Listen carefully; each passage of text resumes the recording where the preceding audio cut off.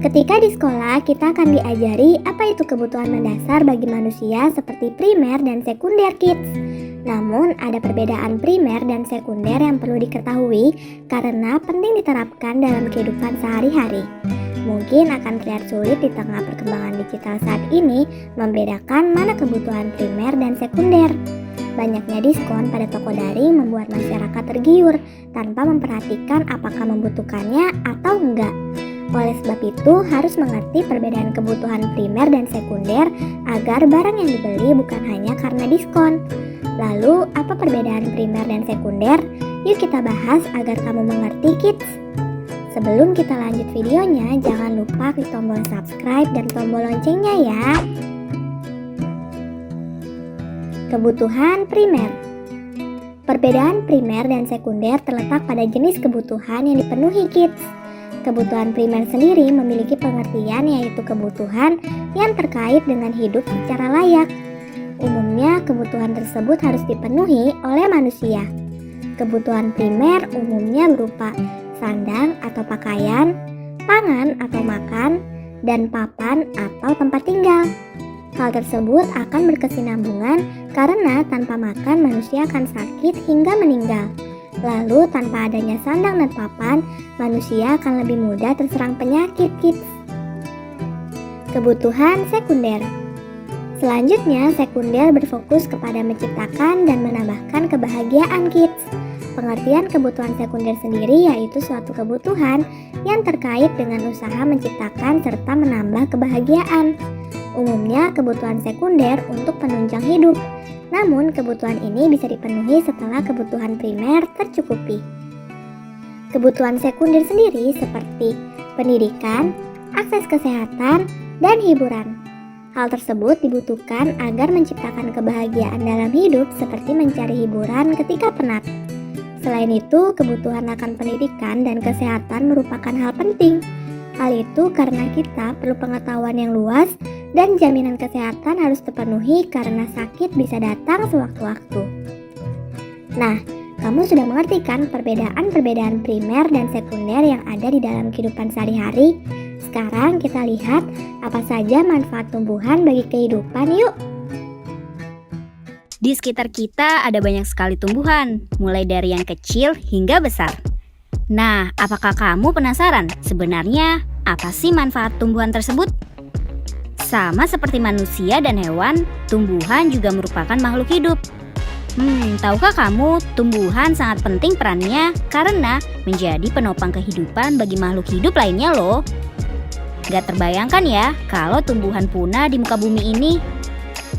Coba kita cari tahu yuk apa saja manfaat tumbuhan bagi kehidupan manusia. Sumber kehidupan. Tumbuhan merupakan sumber kehidupan bagi manusia dan hewan. Tumbuhan terdiri dari bagian-bagian seperti daun, batang, akar, buah, dan lain sebagainya yang menjadi sumber makanan bagi makhluk hidup lainnya. Tumbuhan bermanfaat sebagai bahan makanan bagi manusia serta hewan. Tumbuhan menghasilkan oksigen atau O2 yang sangat dibutuhkan oleh tubuh untuk bernafas. Manusia dan hewan gak bisa hidup tanpa menghirup oksigen. Untuk menghasilkan oksigen, tumbuhan menyerap karbon dioksida yang berbahaya. Berkat tumbuhan, hawa di sekitar menjadi sejuk dan udara yang dihirup makhluk hidup kualitasnya bersih dan juga segar. Bahan obat-obatan. Ada banyak sekali jenis tumbuhan di dunia ini. Setiap tumbuhan memiliki manfaatnya masing-masing. Gak sedikit diantaranya yang memiliki khasiat dan bisa dijadikan bahan obat-obatan untuk mengatasi sejumlah penyakit. Sedari dulu hingga sekarang, masyarakat banyak yang memanfaatkan tumbuhan sebagai obat tradisional. Beberapa tumbuhan yang biasa dimanfaatkan untuk obat-obatan diantaranya adalah sirih, kunyit, brotowali, kumis kucing, jahe, temulawak, dan lain sebagainya. Nah, itulah beberapa manfaat tumbuhan bagi kehidupan manusia. Manfaatnya sungguh besar ya. Nah, supaya semakin banyak tahu informasi, yuk kita lihat bagaimana proses pertumbuhan pada tumbuhan berikut ini. Tumbuhan atau tanaman mengalami proses pertumbuhan yang berbeda-beda, kids. Nah, kali ini Great Kids akan menjelaskan tentang proses pertumbuhan pada tumbuhan atau tanaman. Namun sebelumnya, apakah kamu tahu perbedaan antara pertumbuhan dan perkembangan? Sebelum kita lanjut videonya, jangan lupa klik tombol subscribe dan tombol loncengnya ya. Pertumbuhan dan perkembangan. Meski berbeda, tapi pertumbuhan dan perkembangan adalah dua proses yang berjalan bersamaan dan saling terkait. Pertumbuhan. Pertumbuhan adalah proses pertambahan ukuran atau volume massa, jumlah sel, atau protoplasma pada suatu organisme. Proses dari pertumbuhan ini bersifat irreversible, artinya nggak bisa kembali ke asal. Pertumbuhan pada tanaman bisa diukur secara kuantitatif karena mudah diamati, yaitu terjadi perubahan jumlah dan ukuran. Perkembangan. Perkembangan adalah proses tumbuhan untuk mencapai kematangan fungsi atau dengan kata lain, proses menuju tahap dewasa. Dalam proses ini terjadinya penyempurnaan atau perubahan struktur dan fungsi organ yang menyertai proses pertumbuhan. Berbeda dengan pertumbuhan, perkembangan cuma bisa dinyatakan secara kualitatif. Hal ini karena terjadi perubahan fungsional dalam tubuh suatu organisme sehingga nggak bisa diamati. Contohnya, berkembangnya fungsi alat kelamin pada tumbuhan.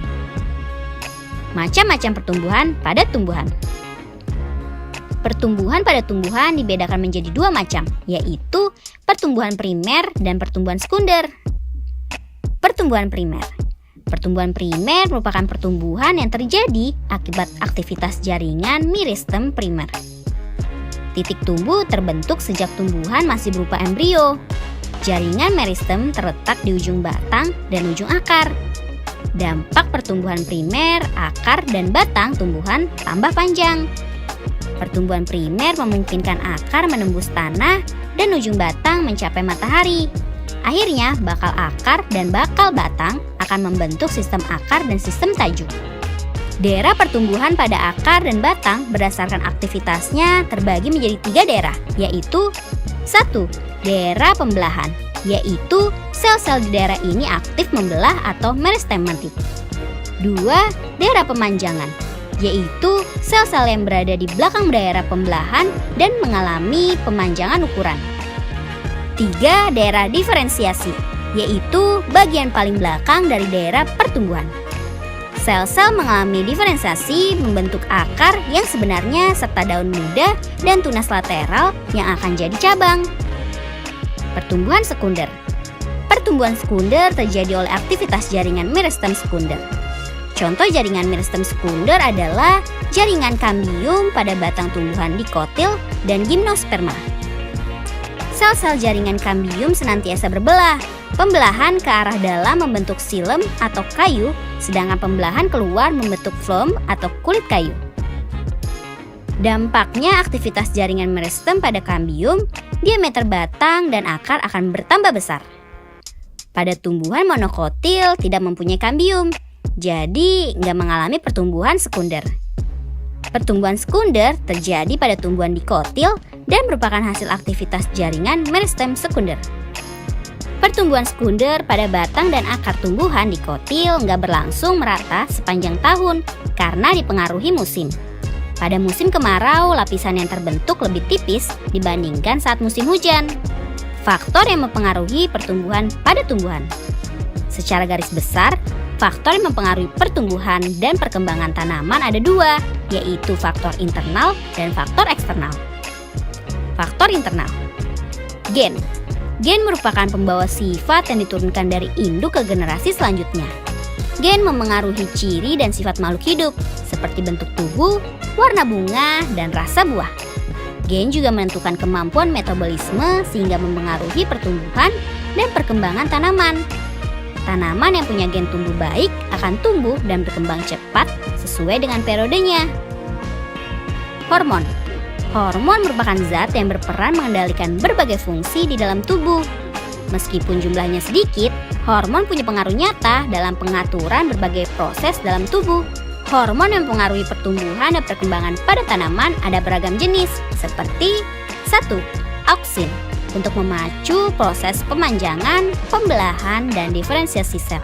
2. Gibberellin untuk pembentukan biji serta perkembangan dan perkecambahan embrio. 3. Ethylene untuk pematangan buah dan perontokan daun. 4.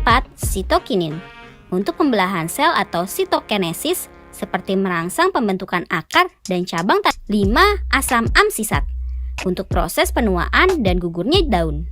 6. Kaolin untuk proses organogenesis tanaman. 7. Asam traumalin untuk regenerasi sel apabila mengalami kerusakan jaringan. Faktor eksternal. Nutrisi.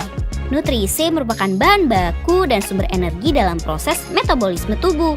Kualitas dan kuantitas nutrisi mempengaruhi pertumbuhan dan perkembangan tumbuhan. Cahaya matahari. Tanaman sangat membutuhkan cahaya matahari untuk fotosintesis. Namun, keberadaan cahaya juga bisa menghambat pertumbuhan karena bisa merusak hormon auksin yang ada pada ujung batang. Air dan kelembapan. Air merupakan tempat berlangsungnya reaksi-reaksi kimia di dalam tubuh. Kelembapan mempengaruhi keberadaan air yang bisa diserap oleh tumbuhan dan mengurangi penguapan. Kondisi ini sangat mempengaruhi sekali terhadap pemanjangan sel. Kelembapan juga penting untuk mempertahankan stabilitas bentuk sel. Suhu. Semua proses dalam pertumbuhan dan perkembangan seperti penyerapan air, fotosintesis, penguapan, dan pernapasan pada tanaman dipengaruhi oleh suhu. Tanah. Tumbuhan akan tumbuh dan berkembang dengan baik kalau kondisi tanah tempat hidupnya sesuai dengan kebutuhan nutrisi dan unsur hara. Kondisi tanah ditentukan oleh faktor lingkungan lain, misalnya suhu, kandungan mineral, air, dan derajat keasaman atau pH. Nah kids, sekarang sudah tahu kan tentang proses pertumbuhan pada tumbuhan? Sampai di sini dulu ya videonya. Jangan lupa like, komen, subscribe, dan share ke teman-teman lainnya ya kids. Bye-bye!